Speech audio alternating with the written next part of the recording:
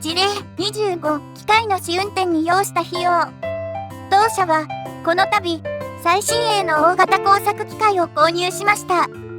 その後、操作指導や試運転のために、メーカーから技術者の派遣を受け、その滞在費等を支出しましたが、この費用については、一時の損金としてよろしいでしょうか。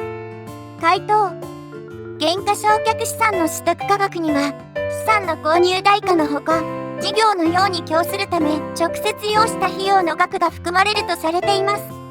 事例の場合、技術者の滞在費等については、事業のように供した後に生じた費用ではなく、その機会を事業のように供するために直接要した費用に該当しますので、機械の取得価格に算入することとなります。